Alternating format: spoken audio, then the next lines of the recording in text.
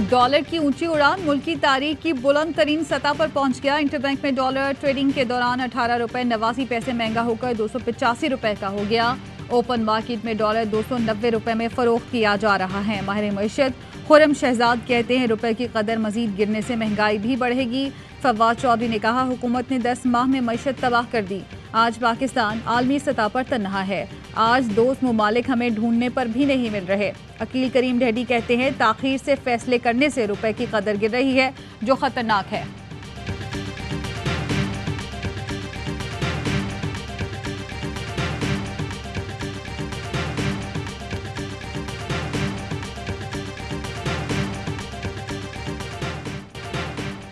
महंगाई के सताए अवाम के लिए बिजली मजीद महंगी करने की तैयारी। नेपरा ने 3 रुपए 39 पैसे इजाफी सरचार्ज की मंजूरी कानूनी राय से मशरूत कर दी।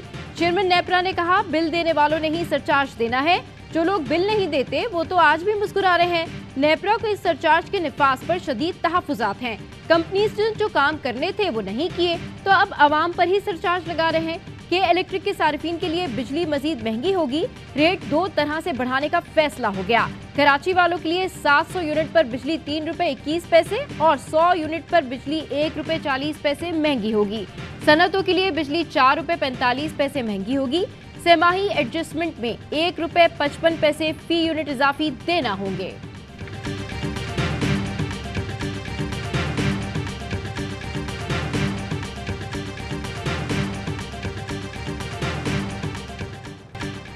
महंगाई के बोझ से मिडिल क्लास की कमर टूट रही है। जालिम और नालायक हुकूमत रोजाना कौम पर नया बोझ डाल रही है। फवाद चौधरी का ट्वीट लिखा, पहले से महंगी बिजली के यूनिट पर नया सरचार्ज जुल्म है।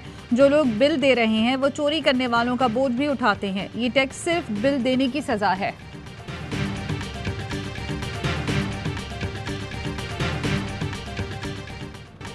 सिंध हुकूमत का जखीरा अंदोजी और महंगा आटा बेचने वालों के खिलाफ क्रैकडाउन।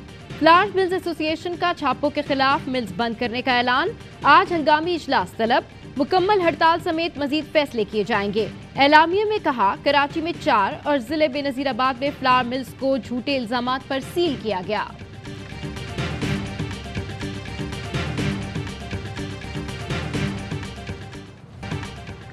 IMF की शरह सूद बढ़ाने की शर्त। स्टेट बैंक ने मॉनेटरी पॉलिसी कमेटी की मीटिंग कबल वक्त बुला ली। मौशी माहिरीन का कहना है शरह सूद 200 से 300 बेसिस पॉइंट्स इजाफे का दबाव है।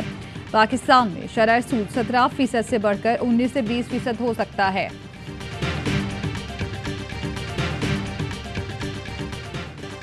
पंजाब और खैबर पख्तूनख्वा में इंतखाबात कराने की तैयारियां। इलेक्शन कमीशन का अहम मुशावरती इजलास आज होगा। सदर मुमलिकत और गवर्नर KP के साथ दोबारा मुशावरत के लिए खत भी आज लिखा जाएगा। गुज़िश्ता रोज इलेक्शन कमीशन ने सुप्रीम कोर्ट के अहकामात पर मिनोअन अमल दरामद का फैसला किया। जराए के मुताबिक मुमकिना तौर पर दोनों सूबों में इंतखाबात ईद उल फित्र के बाद होंगे। इलेक्शन कमीशन का सूबाई इलेक्शन कमिश्नर्स को खत। जिला इंतजामिया से DROs और AROs की फहरिस्त मांग ली।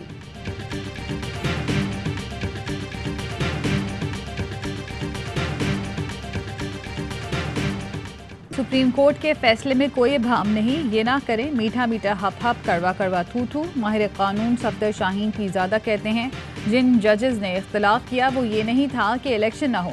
इलेक्शन कमीशन को ये समझना पड़ेगा कि ये 3-2 से जजमेंट आई है। फवाद चौधरी कहते हैं अटॉर्नी जनरल और वजीर कानून ने गलत राय देकर खुद अपनी और हुकूमत की सुबकी कराई।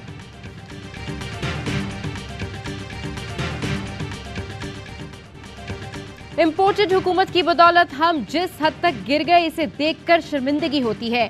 ये इक़्तिदार से चिमटे रहना और इख्तिलाफी आवाज़ों को दबाना चाहते हैं। उन्होंने एक मोअज़्ज़िज़ मुहिब्बे वतन पाकिस्तानी को बगावत के इल्ज़ाम में जेल भेज दिया। चेयरमैन PTI इमरान खान कहते हैं पाकिस्तानी की हैसियत से शर्मिंदगी होती है कि किस हद तक गिर गए हैं।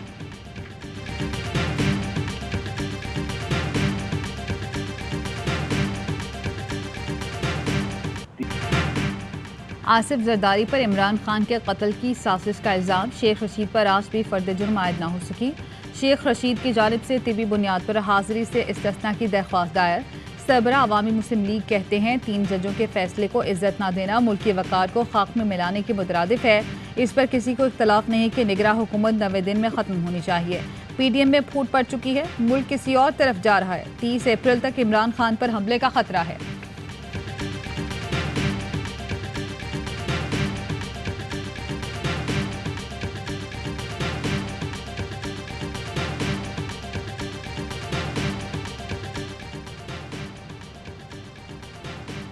पेशावर हाई कोर्ट में पीटीआई मेंबरान की इस्तीफों की मंजूरी के खिलाफ दरखास्तों पर समाअत।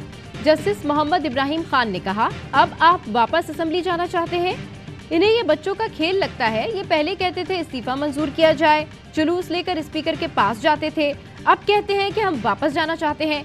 बैरिस्टर अली गोहर ने कहा, 16 मार्च को ज़िमनी इलेक्शन है, अदालत ज़िमनी इलेक्शन रोक दे। जस्टिस मोहम्मद इब्राहिम खान ने कहा, आप तो जल्दी असेंबली जाना नहीं चाहते, मुल्क में जो कुछ हो रहा है इसके जिम्मेदार कौन है? सिंध हाई कोर्ट में पीटीआई कराची के मुस्ताफी एमएनएज की इस्तीफों की मंजूरी के खिलाफ दरखास्त पर समाअत 7 मार्च तक मुलतवी।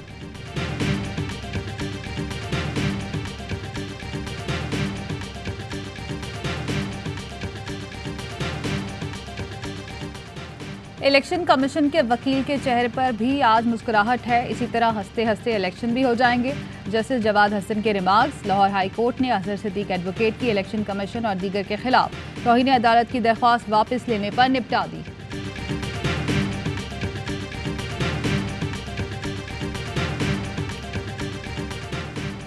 इस्लामाबाद की अदालतों के इतराफ, मुजाहिरों पर पाबंदी, विफाकी दारुल हुकूमत में दफा 144 का निफाज, वकला, सहाफ़ी, ज़ेर समाअत मुकदमात से मुताल्लिका अफराद को अदालतों में दाखिले की इजाज़त होगी।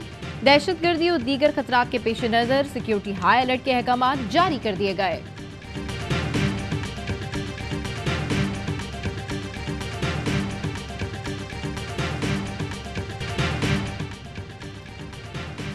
सिंध में अगवा एक कारोबार बल्कि इंडस्ट्री बन चुकी। पुलिस अफसरान को पता है डाकुओं के साथ डील कौन करता है। एक तरफ सरदार, दूसरी तरफ सिपाही है। अमनो अमान से मुतालिक केस में Sindh high court Sukkur bench के रिमार्क्स। जस्टिस सलाहुद्दीन बोले, सक्खर में 1600 एहलकार वीआईपी प्रोटोकॉल पर मामूर है। आईजी ने बताया, एसएसयू का रोल वीवीआईपी की सिक्योरिटी और इमारतों पर तैनाती है। जज ने इस्तफसार किया, क्या ये कानून है या काबीना का फैसला? जिस पर आईजी बोले, मेरा ख्याल है कानून के तहत नहीं, काबीना का फैसला है। जज ने कहा, यहाँ हर चीज सिर्फ वीआईपीज़ के लिए है, आम आदमी के लिए कुछ नहीं।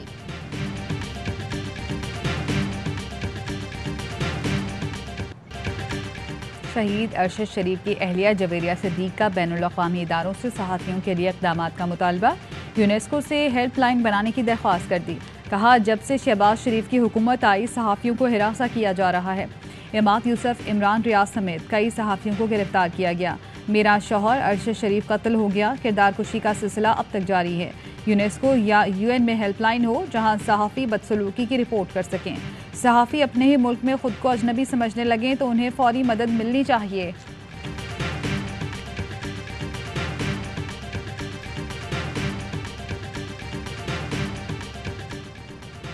मकबूजा कश्मीर में बदतरीन कत्लेआम को 33 साल बीत गए। 3 दहाइयों बाद भी सिकवरा और तेनजपुरा सानिया के मुतासरीन इंसाफ के मुंतजिर।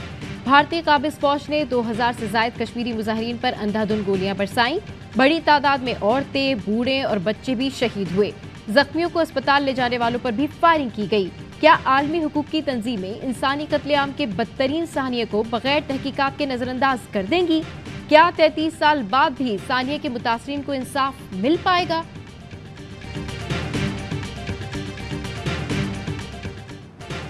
मुल्क भर में पहली डिजिटल मरदमशुमारी। पाक फौज और कानून नाफिज करने वाले इदारों के 81,000 एहलकार सिक्योरिटी पर तैनात। खाना और मरदमशुमारी 1 माह में मुकम्मल होगी।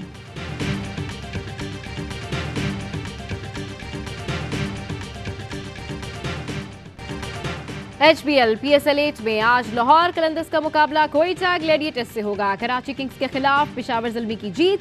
टूर्नामेंट में कमबैक भी किया। मैचेस देखिए HD स्पोर्ट्स चैनल ए स्पोर्ट्स पर।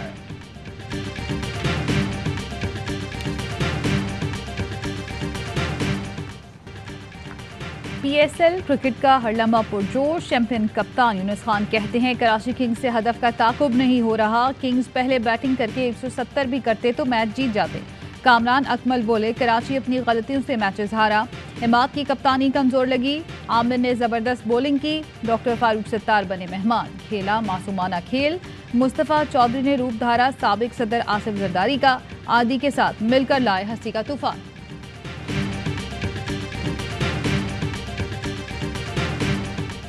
एहसास शायर नासिर काज़मी को दुनिया से गुजरे 51 साल बीत गए। नासिर काज़मी की शायरी को मारूफ गुलकारों ने सुरों में ढाल कर अम्र कर दिया। इनकी लिखी गई गजलें आज भी ज़बान ज़द-ए-आम हैं। और अमेरिकी रियासत अलास्का में आसमान रंगों में नहा गया। नॉर्दर्न लाइट्स ने नज़ारों को दिलफरेब कर दिया। दूर दूर तक सब्ज रोशनियां फैल गईं।